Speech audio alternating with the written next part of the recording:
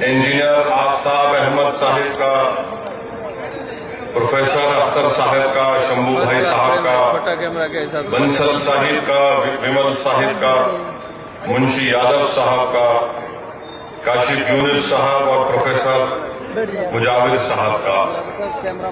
मेरे अजीज दोस्तों, अभी हमने सीमांचल की पसमानदगी के सिलसिले में शेरे सीमांचल मोहतरम अख्तरुल ईमान साहब ने आदाद शुमार आपके सामने पेश किए कि कैसे मंसूबाबंद तरीके से सीमांचल के इस इलाके को, जिसमें तमाम मज़ाहिब, तमाम जात बरादरी के लोग मोहब्बत और इखलास के साथ पुरअमन तरीके से रहते आए हैं और इंशाअल्लाह ताला रहते रहेंगे। मगर मेरा आज यहां पर खिताब इन तमाम लोगों से है जो सीमांचल में रहते हैं, उन गयूर सीमांचल की आवाम से है, चाहे वो मुसलमान हो, दलित हो, ओबीसी हो, चाहे किसी भी बरादरी से उनका ताल्लुक हो।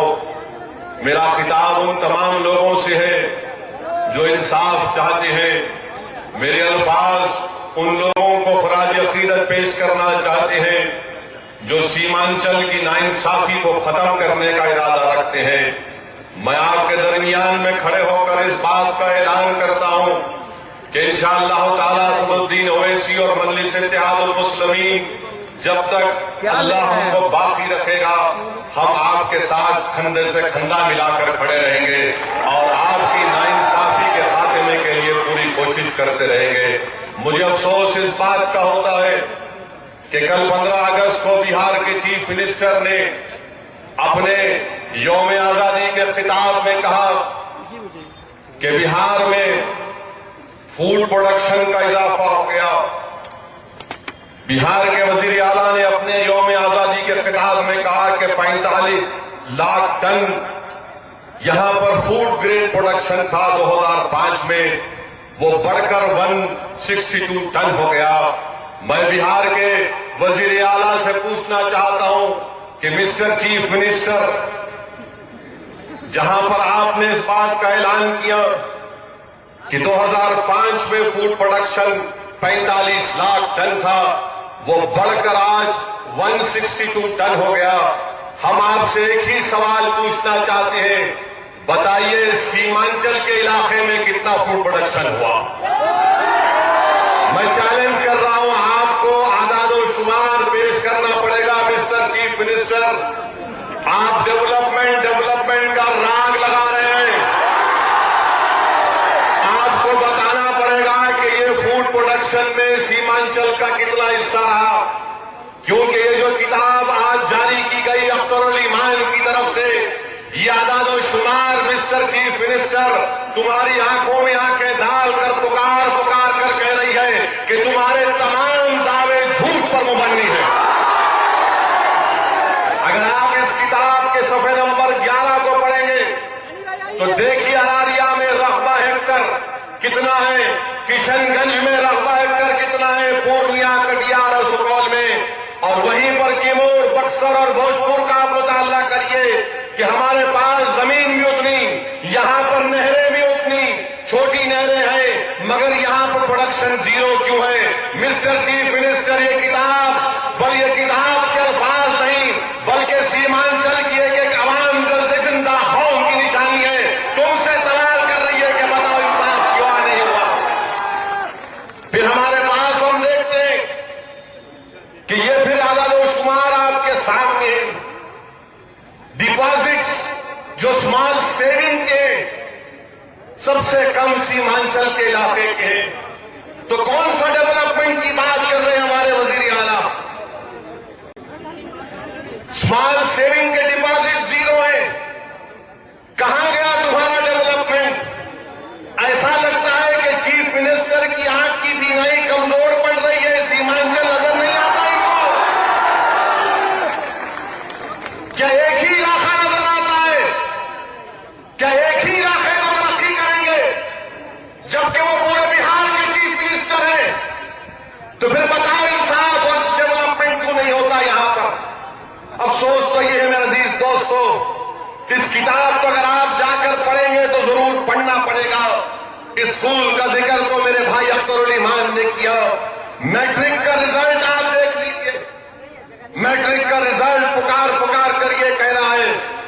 कि यहां पे इंसाफ नहीं होता। क्या अरारिया में 28 लाख मैट्रिक पास करने वाले और बेगूसराय में आबादी उतनी, वहां पर 86% लोग मैट्रिक पास कर। क्या आप नहीं चाहते आपके बच्चे मैट्रिक पास हो? हाथ उठाकर बोलिए कितने बच्चे चाहते हैं मैट्रिक पास हो। ये देखना चाहिए कांग्रेस को, लालू साहब को, चीफ मिनिस्टर को और हमारे प्रधानमंत्री को कि जो आम यहां पर ठहरी है इंसाफ के लिए ठहरी है। ये गरीब आवाम चाहती है, ये मजलूम आवाम चाहती है कि इनके बच्चे भी ज्यादा से ज्यादा तादाद में एसएससी के एग्जाम पास हो, चाहे वो मुसलमान का बच्चा हो, चाहे ओबीसी का बच्चा हो, चाहे दलित का बच्चा हो, किसी बरादरी का बच्चा हो। ये तमाम चाहते हैं कि हमारे बच्चे एसएससी के इम्तिहान में पास हो। बताओ तुम्हारे पास हमारे बच्चों को एसएससी में पास करने का क्या प्रोग्राम है तुम्हारे पास? ये प्रोग्राम इनको बचाना पड़ेगा। पोस्ट मैट्रिक स्कॉलरशिप देख लीजिए, प्री मैट्रिक के ये कौन सा डेवलपमेंट है मिस्टर चीफ मिनिस्टर? क्या आपकी नजर में खाली नालंदा है, सीमांचल नहीं है? फिर अगर जब इलेक्शन में आएगा तो वोट किस बुनियाद पर तुम मांगोगे सीमांचल की आवाम से कि नालंदा को 45 करोड़ स्कॉलरशिप प्री मैट्रिक के और यहां हमारे अरारिया के बच्चों को 45 लाख? अरे ये नाइंसाफी है, ये जुल्म है, ये सियासी असलियत है। ये नाइंसाफी का खात्मा कैसे होगा? ये नाइंसाफी का खात्मा कैसे होगा? पोस्ट मैट्रिक की स्कॉलरशिप ले लीजिए आप। 10th के बाद जो बच्चे आगे बढ़ते हैं, अरारिया को 2 करोड़ रुपए, नालंदा को 12 करोड़ रुपए। क्या है डेवलपमेंट? डेवलपमेंट कैसा डेवलपमेंट ला देंगे? और मिस्टर लालू आप भी सुनो, ये ऐसा नहीं है कि ये कर देंगे वो कर देंगे। ये है, ये सीमांचल के बच्चे पढ़ना चाहते, बच्चे और बच्चियां तालीम याफ्ता होना चाहते, मगर आप स्कॉलरशिप भी नहीं देना चाहते। बताइए अजीज दोस्तों, ये नाइंसाफी कब तक चलेगी? यहां पर डॉक्टरों की कमी है, यहां पर जिला हेल्थ सोसाइटी फंड की ग्रांट में कमी कर दी जाती। आप अंदाजा लगाइए कि किशनगंज में 9 करोड़ 65 लाख की ग्रांट हेल्थ सोसाइटी के लिए, बक्सर में 13 करोड़ की ग्रांट, और यहां पर सबसे ज्यादा इन्फेंट मॉर्टेलिटी रेट, बच्चे के पैदा होकर सबसे ज्यादा मर जाते हैं, चाहे वो किसी मजहब का, किसी जात बरादरी का हो। ये नाइंसाफी का खात्मा कैसे होगा? कोऑपरेटिव लोन को आप देख लो, बीपीएल, आज बीपीएल के बारे में बहुत लोग बात करते हैं। बीपीएल के बारे में आप देख लीजिए, सफे नंबर 10 के ऊपर किशनगंज में बीपीएल फैमिलीज कितने हैं, बक्सर में कितने हैं, अरारिया में कितने हैं, बेगूसराय में कितने हैं, किशनगंज में बिलो पॉवर्टी लाइन 79%, अरारिया में 65%। क्या इसकी बुनियाद पर कोई प्रोग्राम नहीं बन सकता? यकीनन प्रोग्राम बन सकता है, मगर हुकूमत जानती है, जो भी पावर में आया वो जानता है कि नहीं, सीमांचल की आवाम को छोड़ो, हमको उधर दूसरी जगह हरियाली पर आना है, वहां रखी करना है, यहाँ की आवाम का तो कोई पुरसाने हाल नहीं है। मेरे अजीज दोस्तों, आपने अख्तरुल ईमान से सुना कि कितनी गवर्नमेंट की कोऑपरेटिव ऑर्गेनाइजेशंस हैं, यहां पर कोई किसी को नॉमिनेट नहीं किया जाता, चाहे वो पब्लिक सर्विस कमीशन हो, सेंट्रल काउंसिल हो, उर्दू मुशावरती कमेटी हो, बिहार उर्दू अकेडमी हज कमेटी, शिया सुन्नी वक्फ बोर्ड, हैंडलूम कॉर्पोरेशन, एक को भी नहीं बना सकते आप। मेरे अजीज दोस्तों, ये पूछ रहे होंगे कि इसका इलाज क्या? मुझे बचपन में हमने एक वाकया पढ़ा था, स्टोरी पढ़ी थी कि हुआ क्या था कि जंगल में एक शेर था अख्तरुल ईमान की तरह। तो जंगल में और बहुत से जानवर थे, बंदर था, चूहा था, सांप था, लंगूर था, भेड़िया था। ये सब बोले नहीं भाई, ये शेर का बहुत होगा, इसको अब हमारा ये हमारा शेर नहीं रहेगा, ये हमारा सदर नहीं रहेगा, हमारा बड़ा नहीं रहेगा। सबने बैठकर फैसला किया कि नहीं, अब हमारा बड़ा जो है शेर नहीं होगा बल्कि बंदर होगा। सबने जाकर शेर से कहा कि भाई शेर खान अब तुम बाजू हट जाओ, ये हमारे बड़े हैं। शेर ने कहा ठीक है कर लो, तुम भी ये ट्राई कर लो। ट्राई किया, जंगल में तो शेर है। उसके बाद थोड़े दिन के बाद एक जानवर खत्म हो गया, तो फिर ये तमाम बैठे, चूहा बंदर सब बैठे, लंगूर बैठ के बोले क्या हुआ, ये क्या कर रहा है। बंदर से पूछे तू हमारा बड़ा है, तू क्या कर रहा है। तो बंदर एक काम कर रहा था, ये झाड़ी से वो झाड़ी, वो झाड़ी से वो पेड़ से ये टहनी। जब लोगों ने पूछा बंदर से तू क्या कर रहा है, तो बोला मैं ये काम कर रहा हूं ना, यहां से वहां जंप कर रहा हूं, इस झाड़ पर, उस पेड़ पर, उस टहनी पर। आज सीमांचल को शेरों की जरूरत है, बंदरों की जरूरत नहीं है। तुम जिस दिन शेर को आगे भिजाओगे वो शेर इन लोगों पर हमला करेगा। जमहूरी अंदाज में सीमांचल के गरीब और मजलूम अवाम के हक का मुतालबा करेगा। आज आपको शेर को मुंतखब करना है, ये बंदरों को मुंतखब करना नहीं है आपको। जिस दिन आप ये फैसला कर लेंगे इंशाअल्लाह ताला, यकीनन सीमांचल की पसमानदगी का खात्मा होगा। मेरे अजीज दोस्तों और बुजुर्गों, हमारी लड़ाई इंसाफ की लड़ाई है। हम चाहते हैं कि सीमांचल की आवाम से इंसाफ हो, और इंसाफ जमहूरी अंदाज में किया जा सकता है। मुझे अफसोस इस बात का होता है कि सीमांचल से इतने अरकान असेंबली, सीमांचल से इतने अरकान पार्लियामान मुंतखब होकर जाते हैं, मगर किसी में इतनी हिम्मत नहीं है कि इस पसमानदगी का जिक्र करें।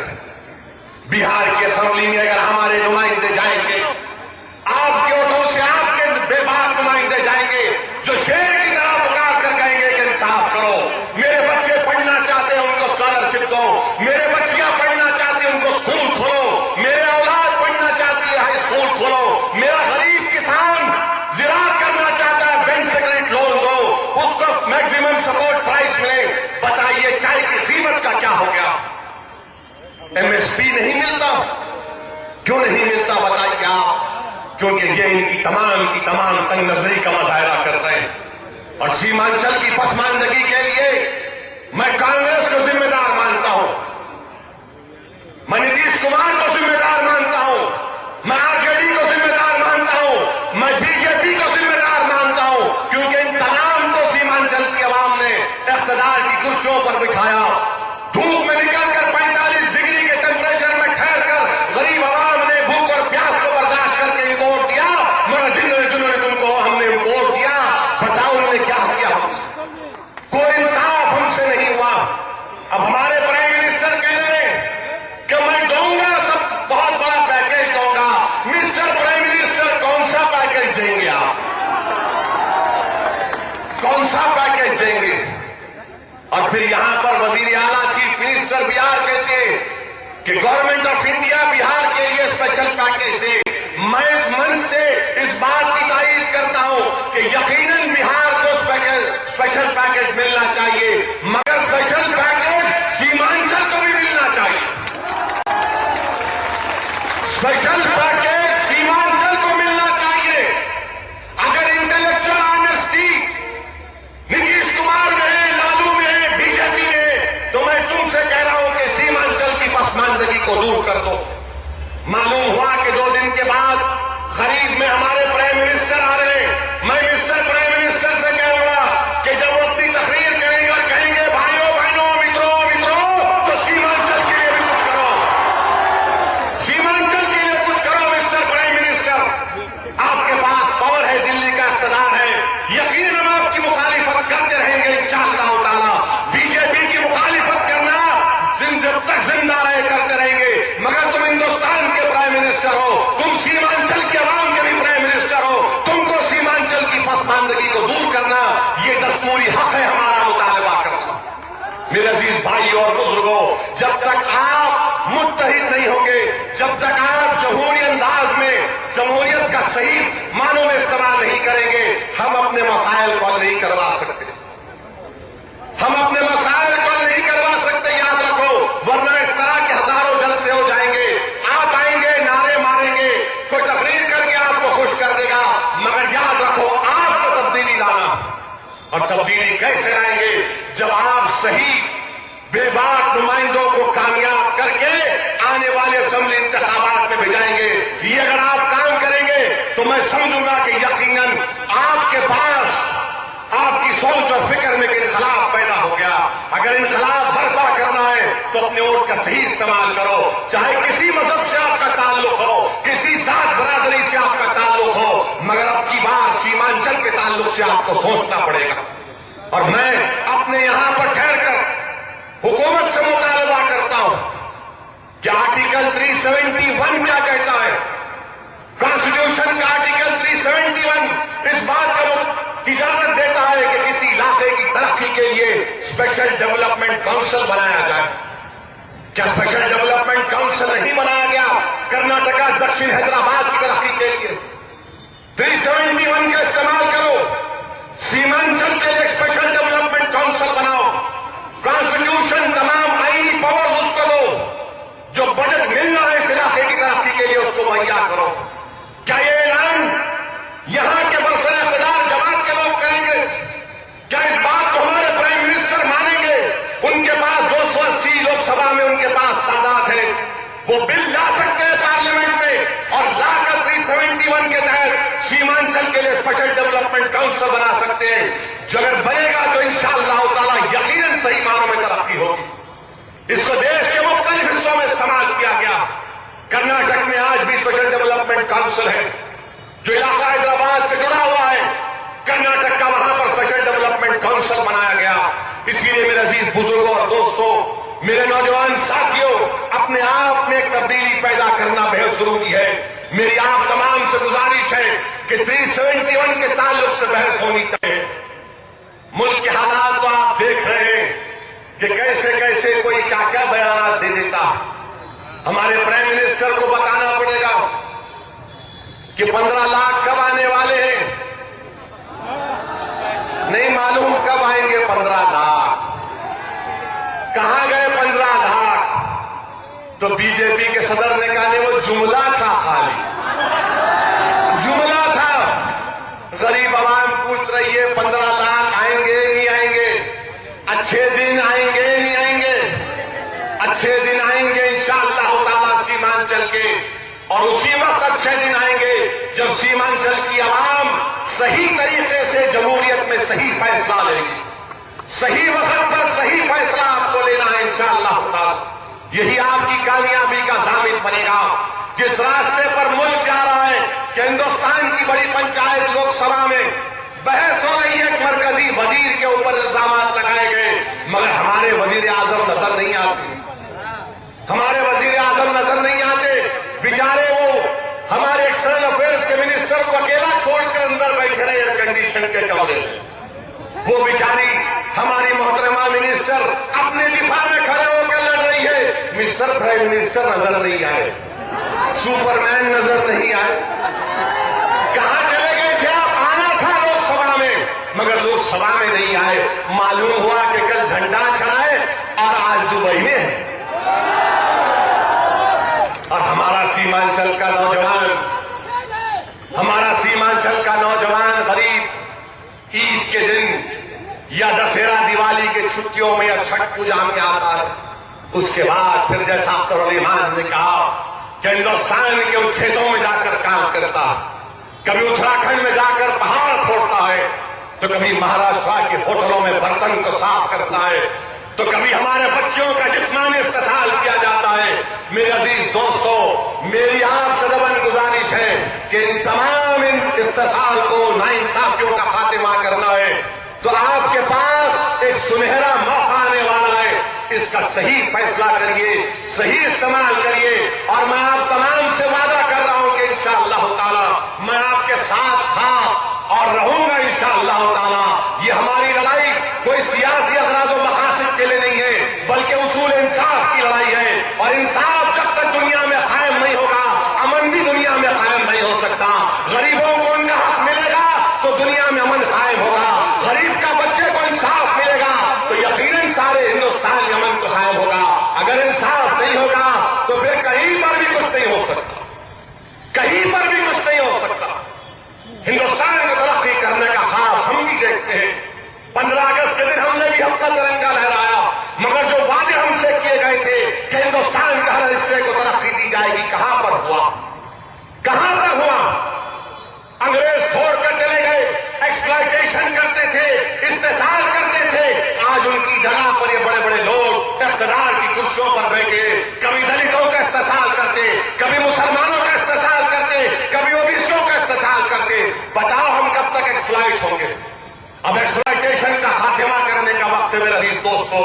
और लोग कहते हैं, बड़ी बड़ी बातें करते हैं। हमारे प्राइम मिनिस्टर बोलते जंगल राज, तो हमारे चीफ मिनिस्टर बोलते विकास, कोई बोलता ऐसा करेंगे।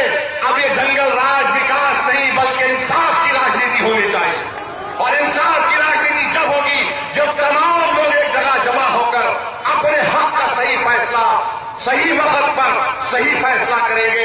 यही आपके लिए कामयाबी होगा। मैं चंद गुजारिशात इख्तिसार के साथ आपके सामने रखा हूं और इंशाअल्लाह ताला आपसे वादा कर रहा हूं कि मैं आऊंगा, आपके दरमियान में खड़ा रहूंगा। शुक्रिया। वाखिर दावा अल्हम्दुलिल्लाह रब्बिल आलमीन।